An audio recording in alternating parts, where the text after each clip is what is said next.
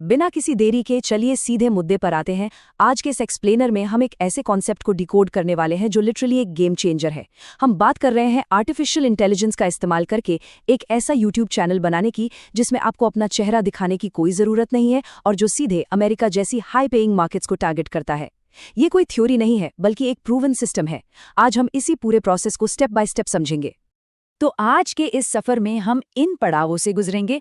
पहले faceless channel के अवसर को समझेंगे, फिर एक यूट्यूब जायंट की केस स्टडी देखेंगे, उसके बाद एआई से स्क्रिप्टिंग, इमेजेस बनाना, एनिमेशन और वॉइसिंग करना, और आखिर में सब कुछ असेंबल करना सीखेंगे।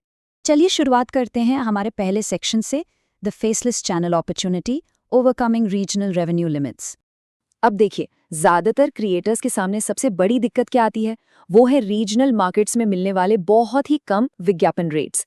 ज़रा इस डेटा को देखिए, ये दोनों का सीधा अंतर दिखाता है।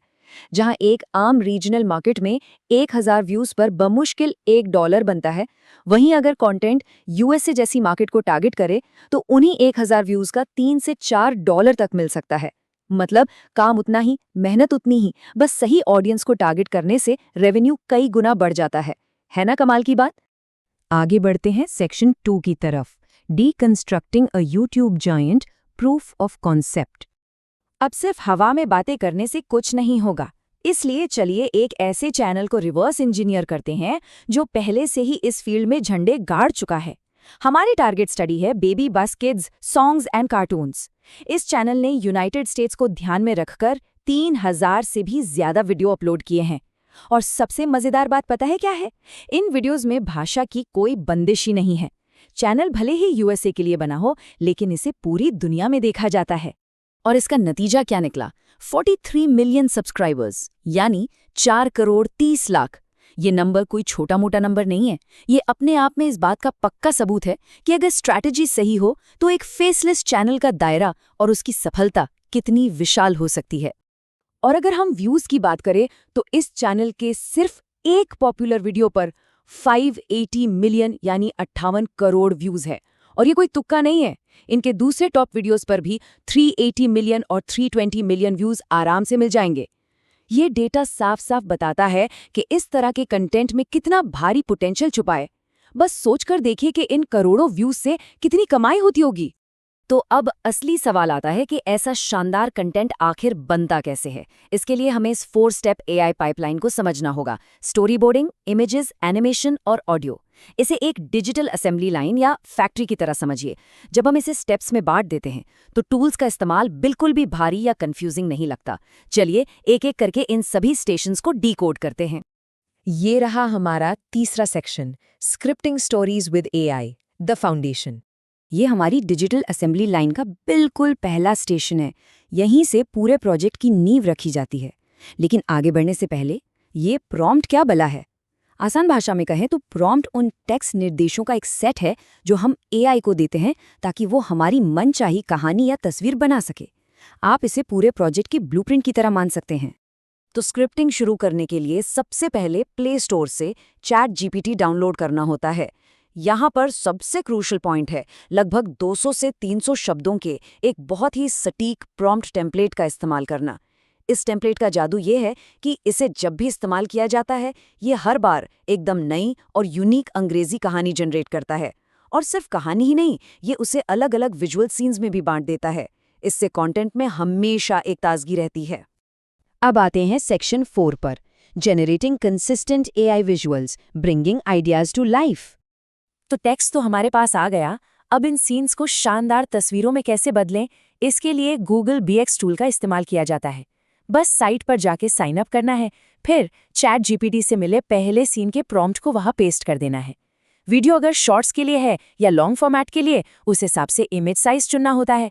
और फिर बस 20 से 30 सेकंड का छोटा सा इंतजार, और ये टूल 3D क्वालिटी की 2 बेहतरीन इमेजेस सामने रख देता है। लेकिन यहाँ एक ऐसा सीक्रेट है जो बहुत ही जरूरी है, लॉक द पैडलॉक, यानी ताला लॉक करना। गूगल BX में ये एक छोटा सा आइकन होता है।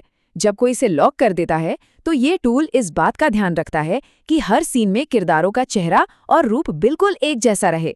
सोचिए, अगर हर सीन में किरदार बदल जाए तो कहानी कितनी अजीब लगेगी। इसलिए कंसिस्टेंसी बनाए रखने के लिए ये कदम बहुत ही अहम है। Moving on to Section 5, Animating and Voicing Content, Adding Motion and Sound. Visuals तो बन गए, पर वो रुकी हुई तस्वीरें हैं। अब उनमें मोशन डालकर उन्हें जिंदा करने की बारी है। एनिमेशन के लिए क्रोम ब्राउज़र से मेटा एआई को एक्सेस किया जाता है। वहाँ क्रिएट पर क्लिक करके बस अपनी BX वाली इमेज को अपलोड करना है, फिर इमेज टू वीडियो सिलेक्ट करके उसी सीन का प्रॉम्प्ट पेस्ट करना होता है। इसमें थोड़ा समय लगता है, लगभग 1 से 1.5 मिनट, और फिर वो स्थिर तस्वीर एक शानदार मूविंग वीडियो क्लिप बन जाती है। अब बात करते हैं ऑडियो की, क्योंकि बिना साउंड के वीडियो अधूरा है। यहाँ हमारे पास 2 रास्ते होते हैं। पहला, गूगल AI स्टूडियो से किसी खास भाषा में वॉइस ओवर जनरेट करवाना, और दूसरा, YouTube लाइब्रेरी से कॉपीराइट फ्री म्यूजिक लगाना। म्यूजिक का सबसे बड़ा फायदा ये है कि इसमें भाषा की कोई रुकावट नहीं होती, यानी इस यूनिवर्सल रीच वाले वीडियो को दुनिया के किसी भी कोने में बैठकर कोई भी समझ सकता है। खैर, अगर वॉइस ओवर ही चाहिए तो उसका भी तरीका बहुत आसान है। गूगल AI स्टूडियो में जाकर सिंगल स्पीकर पर क्लिक करना है। वहां मेन्यू से कोई भी पसंदीदा आवाज चुनकर अपनी ChatGPT वाली कहानी पेस्ट करनी होती है। जैसे ही रन पर क्लिक करते हैं, कुछ ही पलों में एकदम प्रोफेशनल AI वॉइस ओवर तैयार हो जाता है, जिसे सीधे डाउनलोड किया जा सकता है।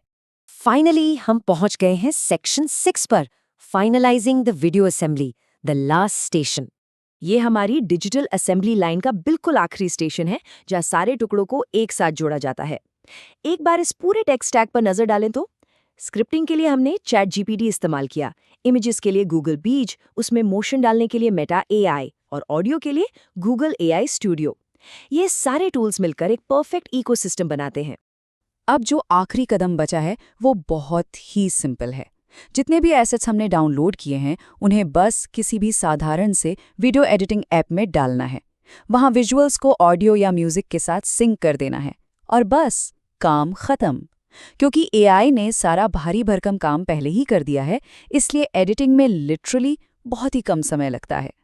तो इस पूरे प्रोसेस को देखने के बाद सबसे बड़ा सवाल ये उठता है, जब ये पूरी AI असेंबली लाइन इतनी सुलझी हुई और आसान है, तो किसी को भी जिसके पास एक स्मार्टफोन है, अगला सबसे बड़ा फेसलेस चैनल बनाने से कौन रोक सकता है?